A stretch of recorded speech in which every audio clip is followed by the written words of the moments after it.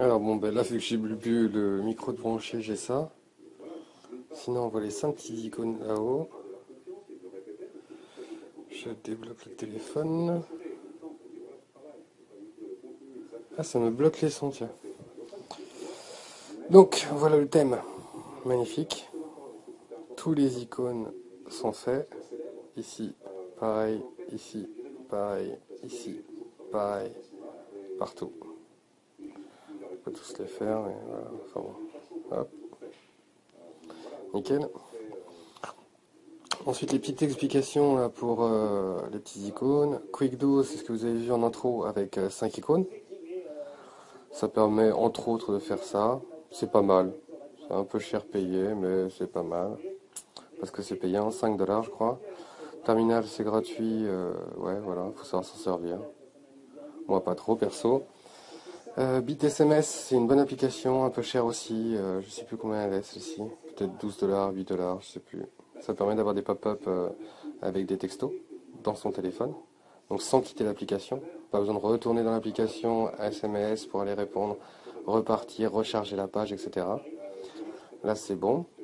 Ça met le jeu en pause, par exemple, si on est en pause. Backgrounder, c'est fait pour mettre justement une application en mémoire. Ça évite, par exemple, pour un jeu vidéo, de devoir recharger le jeu vidéo quand vous allez recliquer dessus. Ça va le mettre en mémoire. D'ailleurs, on voit ici, là, que là, il me reste 320 MB en mémoire. Donc, je pourrais stocker quelques applications. Display Recorder, je suis en train d'enregistrer la vidéo avec. E-File, ça permet d'aller se balader dans l'arborescence du téléphone, dans vos dossiers, sous-dossiers. C'est excellent, c'est pas mal. Si on a une utilité, c'est ce qu'il y a de mieux. VLC, bon, bah, tout le monde connaît. Par exemple, pour Display Recorder, c'est excellent. Je vais chercher la vidéo avec e-file et je lis avec VLC. E-Wipe Cache, ouais, ça marche un peu, c'est pas énorme non plus. C'est pour vider le cache des images. E-Blacklist, ça vous permet de créer des listes pour blacklister vos amis. Firewall IP, c'est un firewall. Bon, après, on a une utilité ou pas. PKG Backup, ça permet une restauration à système, mais non pas ce que fait iTunes, mais ce que fait tout ce que vous avez téléchargé par Cydia, donc le jailbreak, tout ça. Donc toutes ces applications-là seront sauvegardées par PKG Backup. Bon, ça c'est la théorie, j'ai jamais essayé. Et Bitafont, c'est excellent, c'est ce qui permet d'avoir une typo différente. Vous voyez, là il y a un style qui est différent de l'original. Et ben c'est Bitafont qui fait ça. En bas, bah, c'est les classiques. Cydia, pour ceux qui connaissent pas, enfin bon, c'est l'Apple Store du jailbreak. Et Winterboard, c'est tout simplement pour changer les skins des thèmes. Donc là, par exemple, sur ces icônes-là, je pourrais changer, etc. Mais là, je vais pas le faire, sinon ça fait un respring, ça va couper.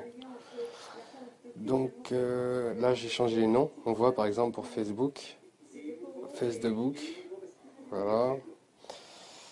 Réglage. Qu'est-ce que j'ai comme application là-dedans?